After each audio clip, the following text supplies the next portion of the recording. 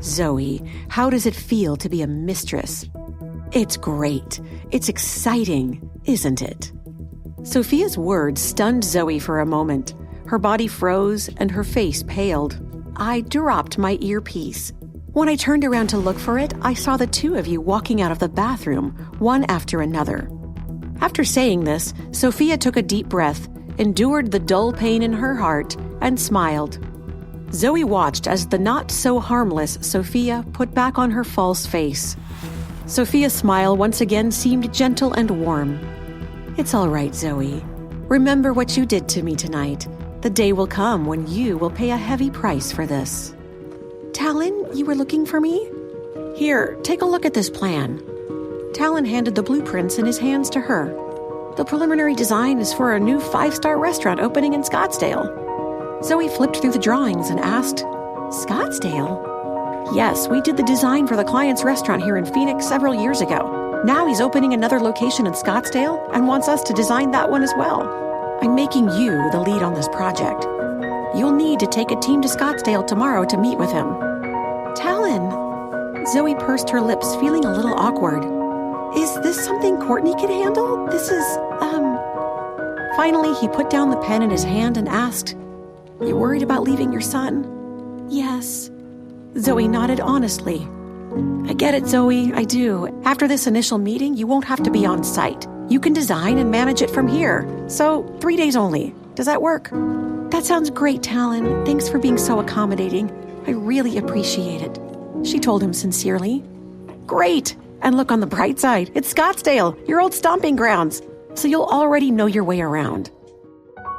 Early the next morning, a hazy layer of sunlight peeked through the window and onto Zoey's bed by the window. Zoey stared blankly out the window at the dawning sun. Suddenly, her eyes welled up with unshed tears. Blaine was finally going to get married. If not for such a cruel twist of fate, Zoey would have been Blaine's bride.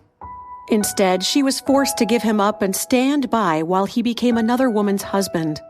Zoey wanted to fight for him, for them, but couldn't, and that was the cruelest twist of the knife in Zoey's heart. Zoey stretched out her arms and hugged her cold body. The phone in her pocket vibrated. It was one of the members of her design team. Hey Zoey, where are you? We're out front waiting for you in the van. We need to get going, her coworker told her. Okay, I'll be right there. Zoey took her suitcase and walked towards Max's bed. The little guy was still peacefully sleeping. She hoped his dreams were better than his current reality. Sighing, Zoey lowered her head and lightly kissed her son's soft forehead a few times. Not wanting to disturb his rest, she whispered to him softly, My sweet boy, Mommy has to leave for work, but she will think of you every minute of every day she is gone. I will be back as soon as possible. Goodbye, sweetheart. Zoey's voice was a little hoarse. 3 days for them would feel like 3 years. Not knowing what the future held, each day with Max was so precious, Zoey hated to miss even one. Her eyes wet, Zoey turned and wheeled her suitcase out of her son's hospital room. When they arrived in Scottsdale, Zoey and her team quickly checked into their hotel and headed out to work. They spent the entire day measuring the rooms in the restaurant and going over the blueprints and design schemes. When they were through for the day, the restaurant's owner, Evan Jones, invited Zoey and her team to dinner. At least Evan seemed like an okay guy. He was only a few years older than Zoey, but had already made a name for himself in the restaurant industry. Zoey, have you ever been to Scottsdale? Evan asked her warmly. Zoey smiled.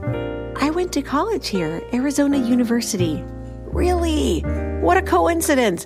I'm in town for a friend's wedding, and he's also a graduate of Arizona University. When he stops by, I'll introduce you. The man is so annoyingly superior, he makes all the men around him feel inferior. However, tonight is his last single night. After tomorrow, he'll be a married man, and the rest of us will have less competition. Zoey smiled and agreed. Sure. Look, here he is now. Evan rose and walked towards the door with a smile. Good to see you. How have you been, my friend? He greeted.